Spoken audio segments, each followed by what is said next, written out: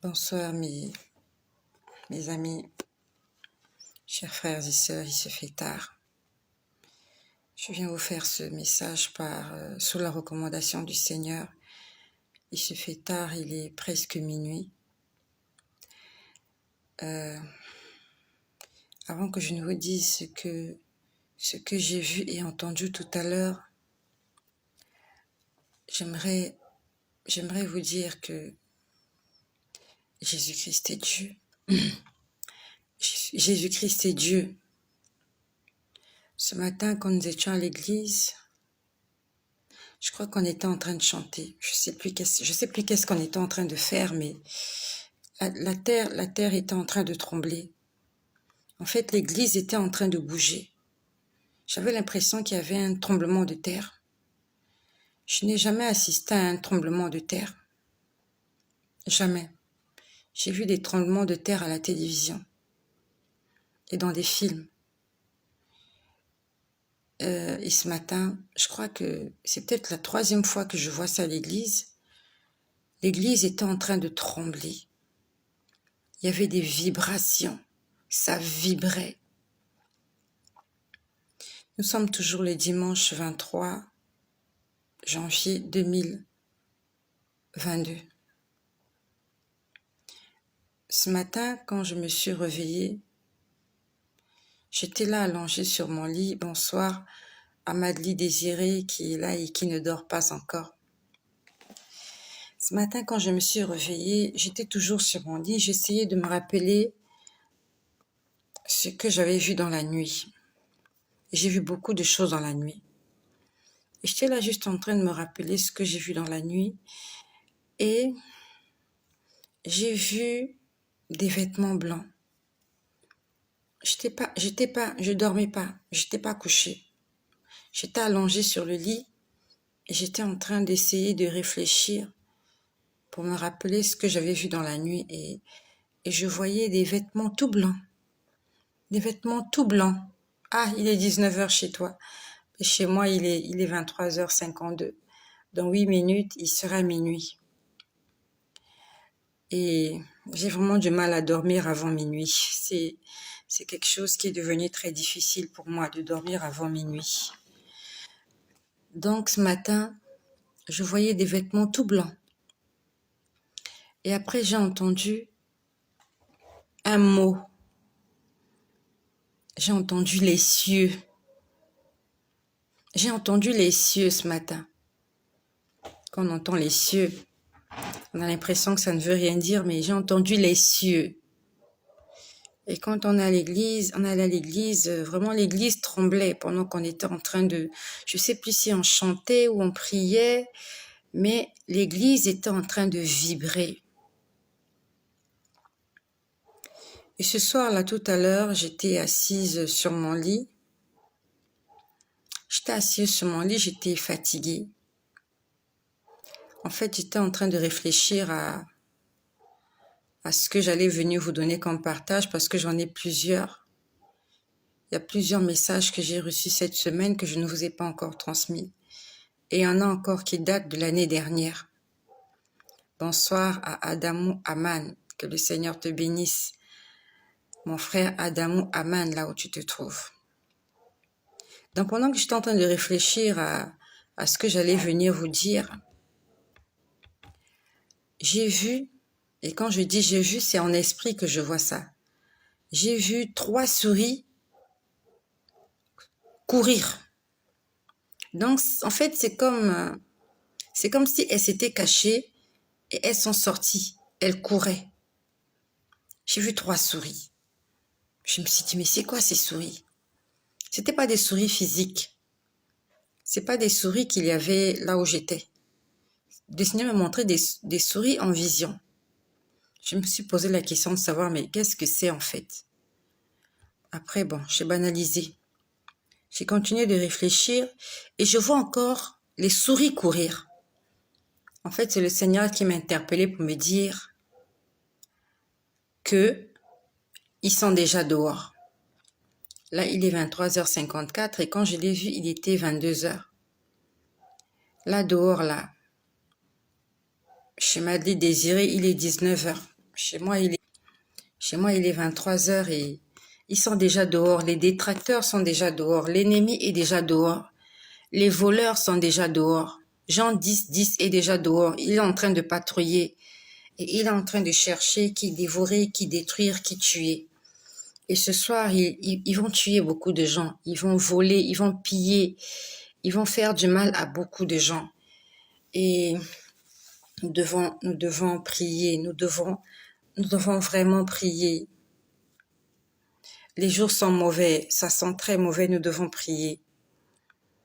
Quand on parle de souris, on parle des agents destructeurs. Parce que quand vous avez une souris chez vous, premièrement, elle vous dérange.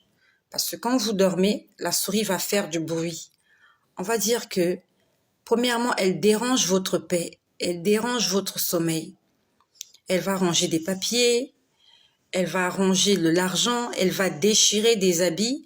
À la limite, quand il a une souris dans vos affaires, elle vient pour détruire.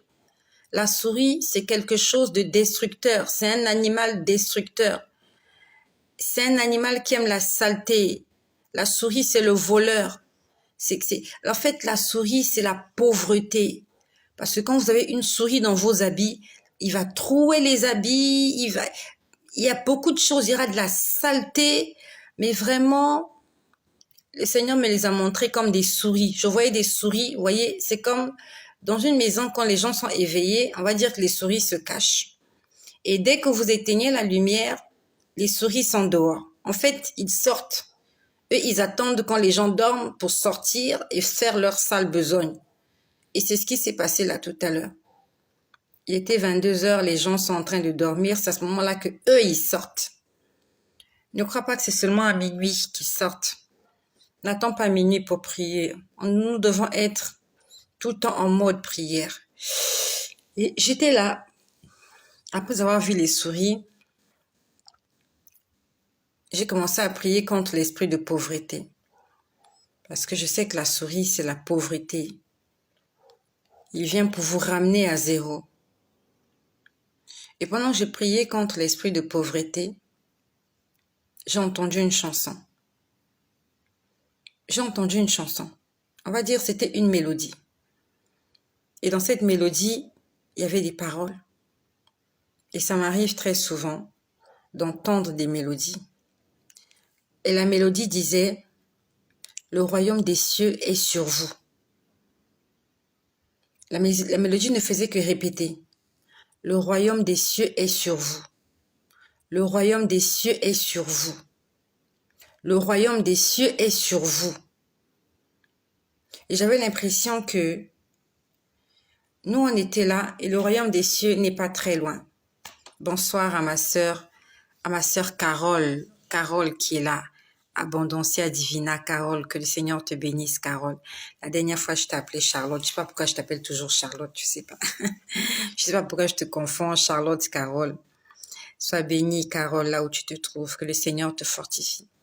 Donc, j'avais l'impression que il y a quelque chose qui est en train de descendre du ciel et qui va bientôt arriver sur terre. Amen. J'avais l'impression vraiment que au-dessus de ma tête, il y avait quelque chose qui va bientôt descendre sur la terre. Et cette chose n'est plus très loin. En fait, cette chose n'est même plus éloignée. Cette chose n'est pas au niveau des nuages, c'est plus bas. Vraiment, j'avais l'impression qu'il y a quelque chose qui va bientôt arriver, mais la chose est au-dessus de nos têtes. Et j'entendais cette chanson qui disait « Le royaume des cieux est sur vous ». Le royaume des cieux est sur vous. Bonsoir à ma sœur Eudoxie qui est là. Que le Seigneur te bénisse. Que le Seigneur te bénisse. Je suis... désolée, je suis fatiguée. Je suis fatiguée. Quand on parle du royaume des cieux, plusieurs se posent la question. Ce matin, j'ai entendu les cieux. J'ai entendu les cieux ce matin. Et ce soir, j'ai entendu le royaume des cieux est sur vous. Et moi, personnellement, je ne sais pas ce que toi tu en penses, mais j'ai envie que Jésus revienne. Je n'ai vraiment aucune envie de rester encore longtemps sur cette terre. Personnellement, les choses ne me plaisent pas ici. On doit se battre, on doit faire beaucoup de choses, on doit courir. Et tout à l'heure, j'ai reçu un SMS qui m'a, on va dire un SMS qui m'a donné envie de m'en aller. Vraiment. Vous voyez ce genre de SMS qui, quand vous le recevez, c'est comme s'il y a quelqu'un qui veut vous faire regretter pourquoi vous êtes en vie. Vous voyez ce genre d'SMS-là, quand vous le lisez, vous vous dites, mais pourquoi je vis? Est-ce que je vis pour ça? Est-ce que je mérite ça? Au fond de mon cœur, je me suis dit, Seigneur, viens me chercher. J'ai dit, Seigneur, viens me chercher. Peut-être que toi, tu prends du plaisir à être encore sur terre. Tu as tes raisons. Mais je ne vois rien de bon sur cette terre pour moi. Je ne vois vraiment rien de bon sur cette terre. Rien ne me plaît, plus rien ne me plaît. Avant, les choses me plaisaient. Les choses ne me plaisent plus ici. Je suis prête. Je suis prête à m'en aller. Je suis vraiment prête à m'en aller. Quand on parle du royaume des cieux, dans le livre de Matthieu au chapitre 3, on nous dit, il parut un homme prêchant dans le désert en Judée, il s'appelait Jean-Baptiste. On dit que cet homme-là prêchait la repentance. Il disait, repentez-vous, aplanissez vos sentiers car le royaume des cieux est proche. Lorsque Jean-Baptiste prêchait sur le royaume des cieux, en fait, il était en train d'annoncer au monde que Jésus-Christ allait bientôt entrer en scène. Donc, par ce passage, quand on le lit, on comprend que le royaume des cieux, c'est Jésus. Et tout à l'heure, j'ai entendu le royaume des cieux est sur vous. Il est au-dessus de nos têtes. Dans le livre de Luc, au chapitre 17, au verset 26, lorsque vous lisez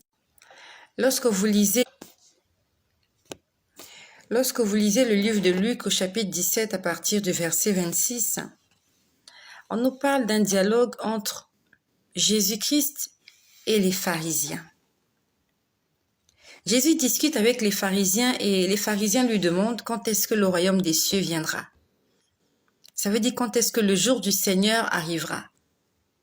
Parce que cela avait été annoncé des siècles bien avant que le jour du Seigneur devait arriver. À ce moment-là, Jésus se met à leur parler, à leur dire, le royaume des cieux ne vient pas de façon à frapper les regards.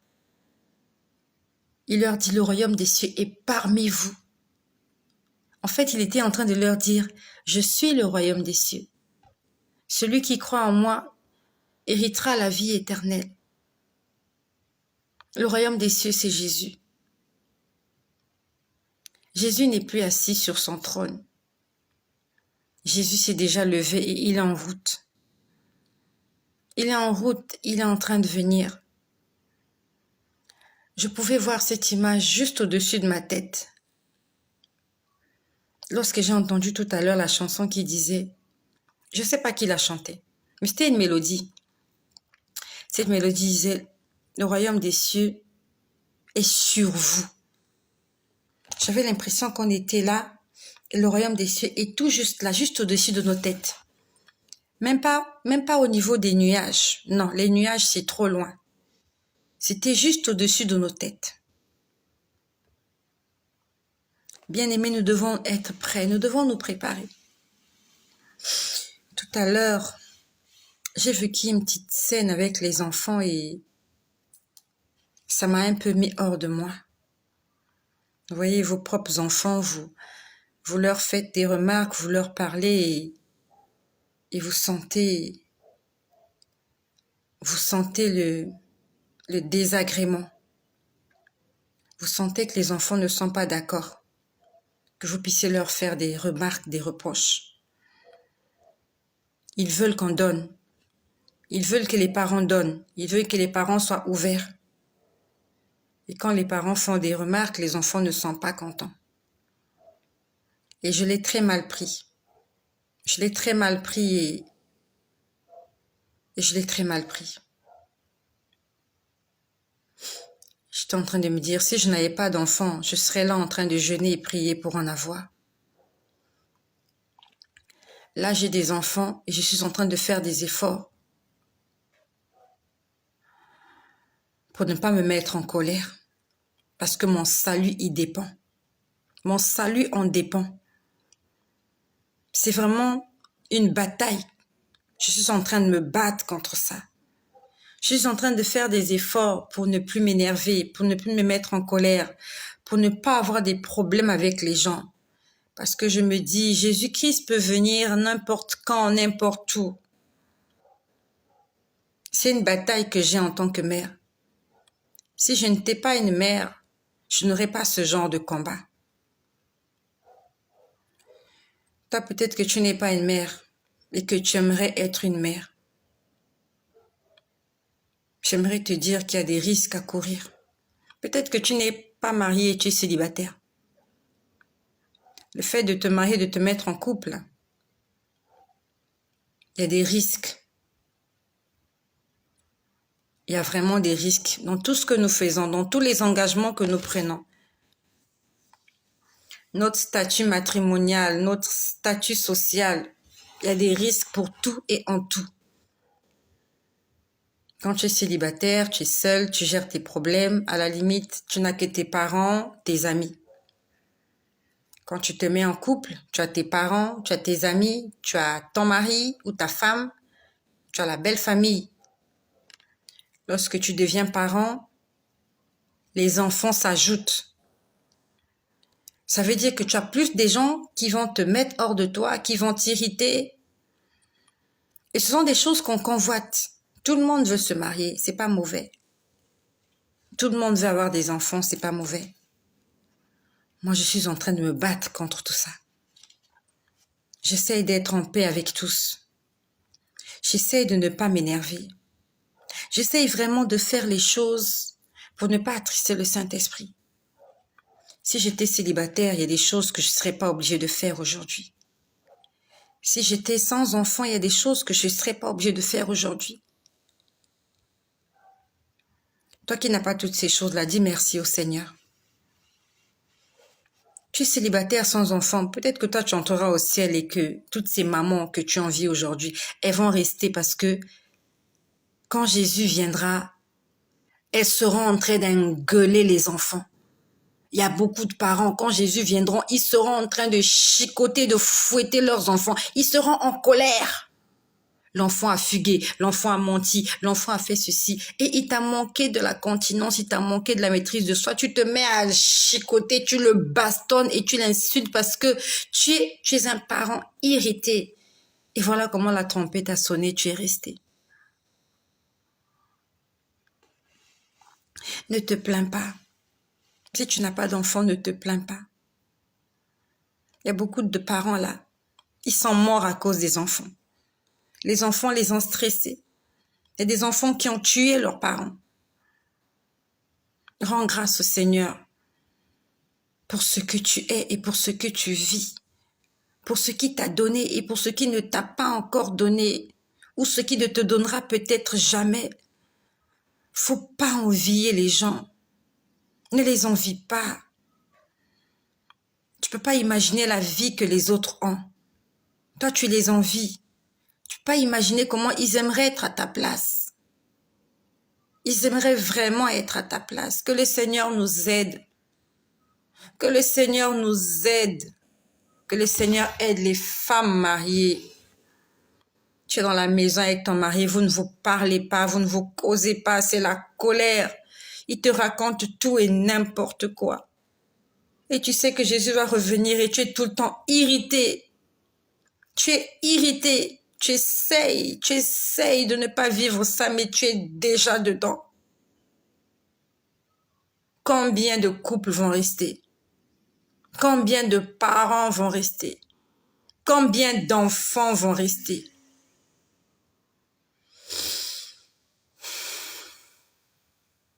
Si je n'avais pas toutes ces choses-là, je serais en train de jeûner, de prier pour avoir ça.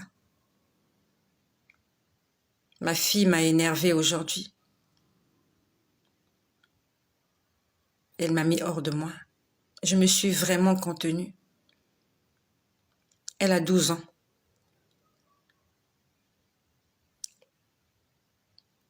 Je lui ai fait une remarque et elle n'a pas aimé.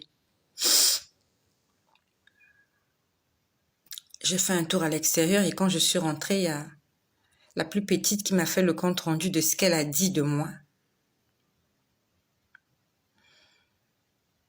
Elle a dit, c'est quel genre de mère ça? Elle a dit, c'est quel genre de mère ça? Elle est méchante. Peut-être qu'elle a raison. Peut-être qu'elle a raison, peut-être que je suis méchante, ouais, peut-être. Mais je crois que la remarque était bien fondée. Quand un enfant se comporte mal, il est de notre devoir de ramener l'enfant à la raison. Donc la petite a répété. Elle me dit, maman, quand tu n'étais pas là, elle a dit, c'est quel genre de mère ça? Elle est méchante. Je vais changer de maman. C'est ce qu'elle a dit. Après, elle a fiasté. Quand elle m'a dit, quand l'enfant me l'a dit, je lui ai dit, mais tu peux changer de mère, tu as le droit de changer de mère. Il y a sûrement une maman qui est meilleure que moi quelque part. Je lui ai dit, tu peux changer de maman, il n'y a pas de souci. Si tu cherches à changer de maman, je ne vais pas pleurer. Je lui ai dit ça. Je ne vais pas pleurer parce que c'est un choix que tu auras fait. Au fond de mon cœur, je me suis dit, tu ne trouveras pas mieux que moi. Parce que moi, je suis ta mère. Personne d'autre ne t'aimera comme je t'aime. Ça, je lui ai pas dit, mais au fond de mon cœur, je me suis dit, tu changeras de mère, ça tiendra une semaine. Parce que cette maman-là, tu n'es pas sa fille, elle sera jamais ta mère. Au départ, ça sera l'amour fou. Et tu te rendras très vite compte que ta maman reste ta maman. Même quand t'as engueulé, même quand elle reste ta mère. Parce que le jour où tu es malade, c'est le cœur de ta mère qui bat. C'est ta mère qui panique. La voisine ne sera pas paniquée pour toi, comme ta mère sera paniquée pour toi. Dans le temps, j'allais péter un câble, excusez-moi l'expression. Dans le temps, j'allais péter un câble, lui raconter des choses, mais je lui ai juste dit, tu as le droit de changer de maman. Je lui ai dit, il y a des mamans là dehors qui cherchent des enfants. Je lui ai dit, il y en a beaucoup.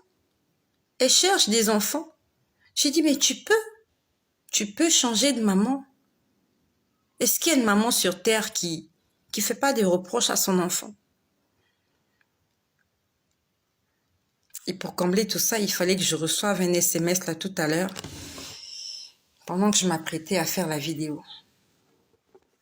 Et quand j'ai lu cet SMS, j'ai dit, Seigneur, viens me chercher. Viens abréger tout ça.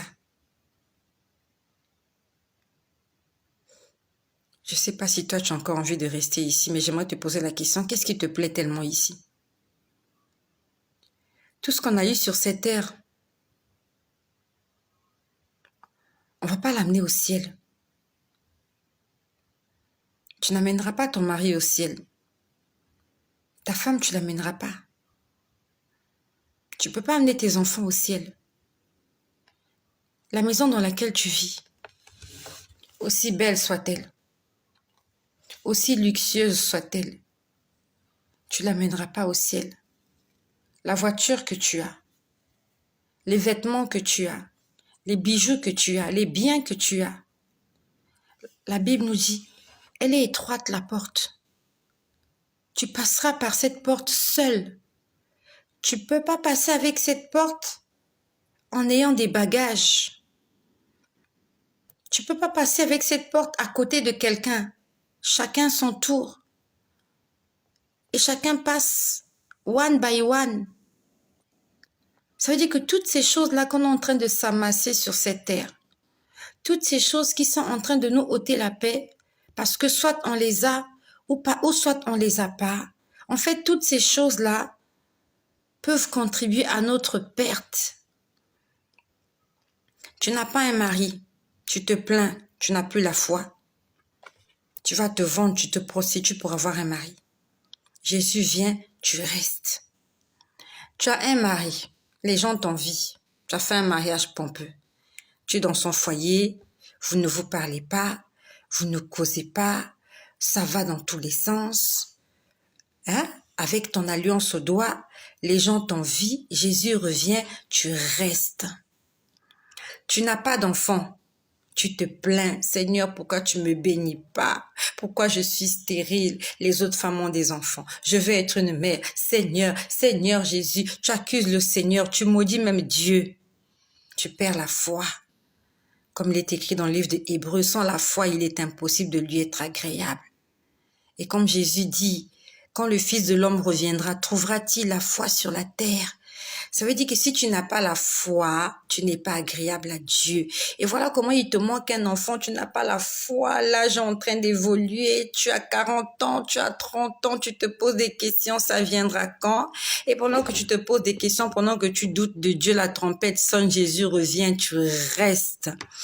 Toi aussi qui as des enfants, les autres t'envient, les autres femmes t'envient quand tu vas faire tes courses avec les enfants, quand tu les amènes au parc, quand tu les amènes à l'école, quand tu fais des choses avec elles, tu les amènes à l'église. Les gens te regardent, disent « Oh, j'aimerais être comme cette femme, elle va avec ses enfants partout. » Et toi qui as des enfants, les enfants vont te faire des choses pas possibles. Tu vas t'énerver, tu vas hurler, tu vas crier, tu vas les insulter. Et pendant que tu fais ça, Jésus revient, tu es resté.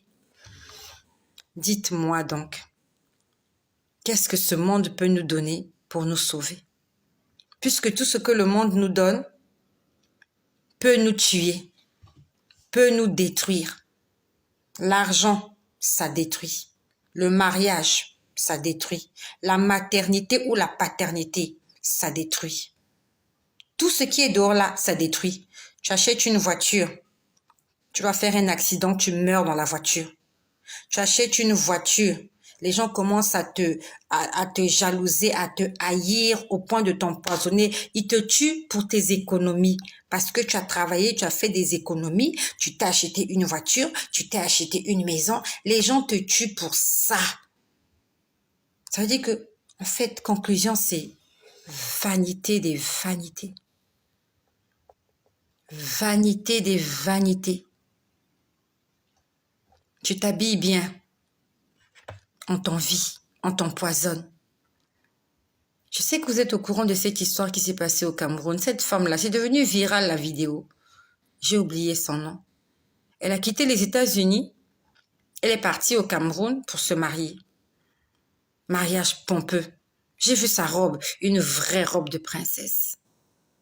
Elle montait les marches d'escalier pour aller à la mairie. Et s'est mariée. Quelques jours plus tard, elle est morte, empoisonnée. Empoisonnée. Par qui? Par ses proches, bien sûr. Elle croyait que le mariage, c'était l'Eldorado.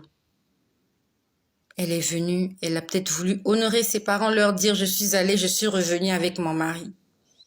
Je présente mon mari. Et pour faire plaisir à ma famille, je vais organiser un grand banquet. Je vais inviter mes copines d'enfance, les amis du quartier. » Et les gens l'ont tuée. Elle est revenue par avion et n'est pas repartie. Elle est restée, on l'a enterrée. Toi, tu rêves de te marier. Il y a des gens qui meurent parce qu'ils se sont mariés. On l'a empoisonnée parce qu'on était jaloux d'elle. Ne courons pas derrière les choses de ce monde. Tu te dis, quand tu te mettras avec cet homme-là, vous serez tranquille, vous allez bâtir une maison, vous allez faire des choses, vous allez voyager. Ça sera un conte de fées, mensonge. Mensonge. Au départ, ça sera un conte de fées. Après, ça sera un conte d'horreur. Quand tu es enceinte, tu fais des projets. Ah, mon bébé, quand il naîtra, ma copine, ah, ma fille, elle sera ma copine, on sera des confidentes, on va se dire des choses. Quand elle est petite, c'est ta confidente. Attends donc quand elle va atteindre l'adolescence. Tu te rendras compte qu'elle n'est pas ta copine. Et que vous ne serez jamais des copines, peut-être. Il y a d'autres, ça marche pour elles. Mais ça marche pas comme ça pour tout le monde. Ah, mon petit garçon, quand il sera au lycée, il viendra me raconter ses journées. Il y a des jours, il dormira même pas à la maison.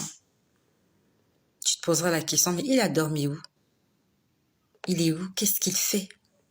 Et il est avec qui? Il y a encore quelques temps de cela, il y a quelques années de cela, il était là à tes côtés, tu faisais le ménage, il te courait derrière, il te saisissait par la robe. Ah, tu te maries. Eh ben, je te souhaite beaucoup de bonheur, sourit à Gervaise. Tu veux te marier? Tu vas te marier? Ben, je te souhaite beaucoup de bonheur dans ton mariage. Que le Seigneur t'assiste. Si c'est... Ah, tu vas te marier. D'accord. Mais beaucoup de courage. Et il faut que tu saches que... Je suis désolée de te dire ça. Le mariage ne rend pas heureux. C'est juste une formalité que tu vas remplir.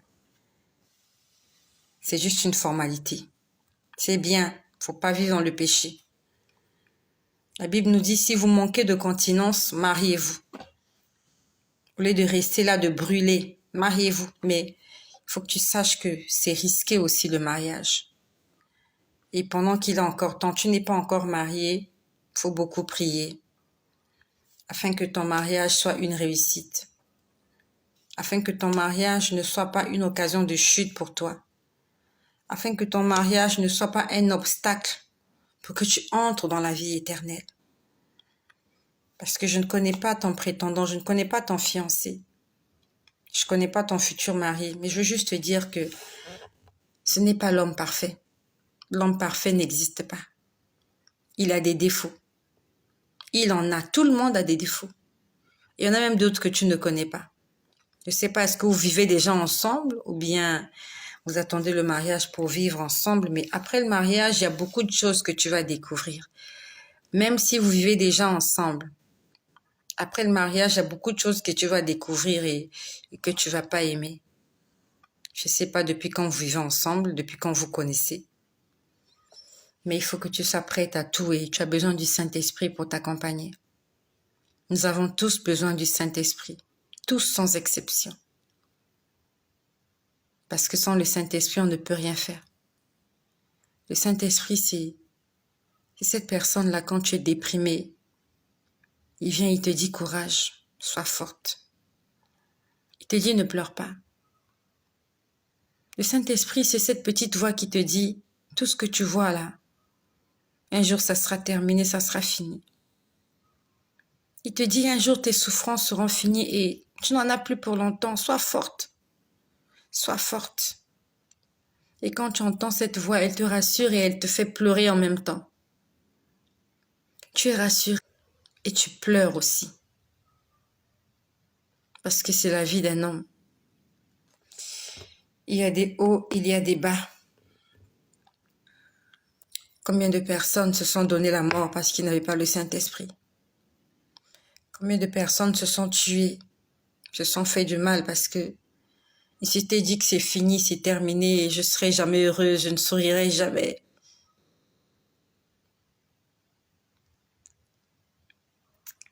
Que le Seigneur nous fortifie, que le Seigneur nous aide, qu'il nous aide. Mais une chose est sûre, je suis dégoûtée de ce monde.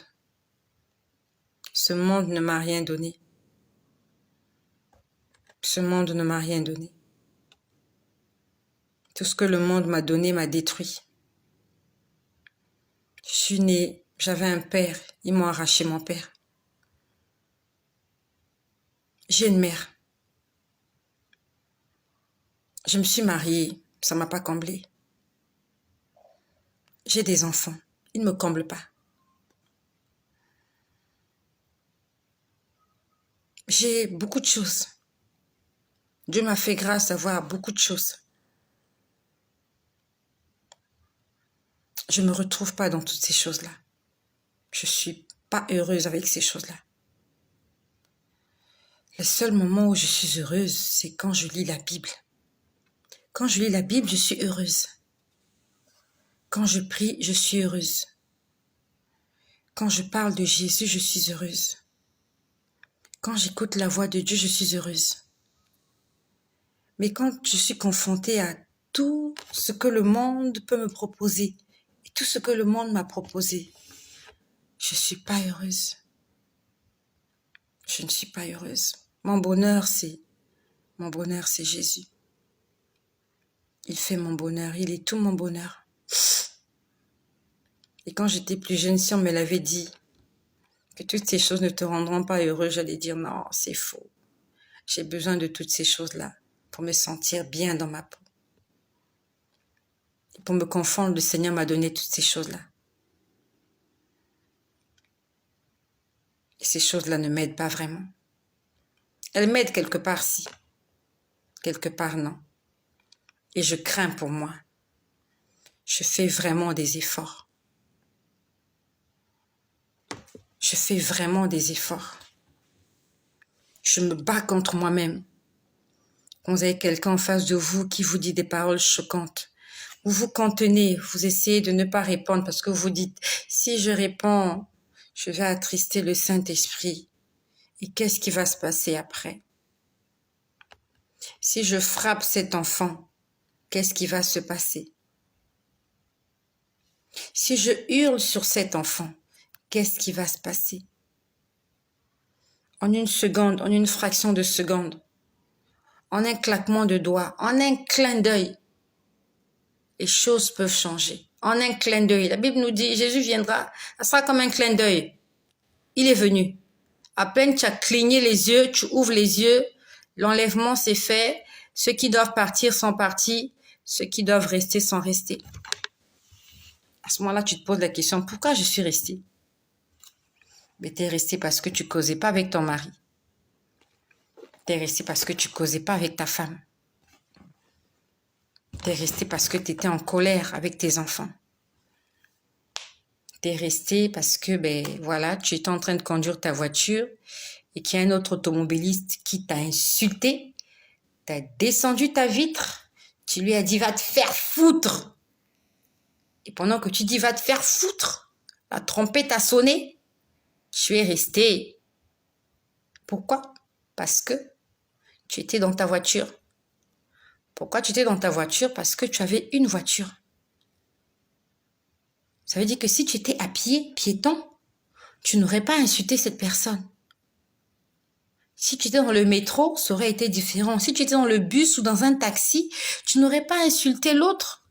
Même s'il y avait les embouteillages, les bouchons, tu n'allais pas insulter. Mais tu as insulté parce que tu étais au volant. Et lui, il t'a insulté et toi aussi énervé. Voilà, on dit c'est un réflexe en fait. Quand tu as un automobiliste qui te dit « Allez, va te faire foutre », toi aussi, tu as le réflexe pour dire « Ok, va te faire foutre toi aussi ». C'est quelque chose qui monte très vite comme ça dans le cœur. Mais combien de personnes vont perdre le salut de leur âme à cause des choses de ce monde? Combien?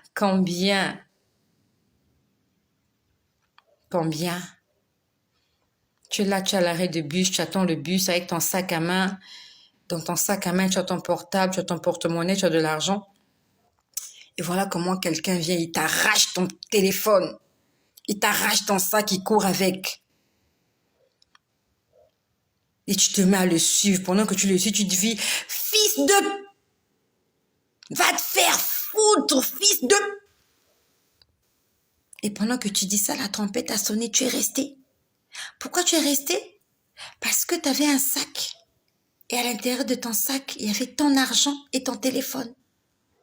Alors que si tu étais pauvre, s'il n'y avait rien dans ton sac, si ton sac était vide, tu avais un téléphone de 10 €, tu es sûr que tu allais suivre le voleur là.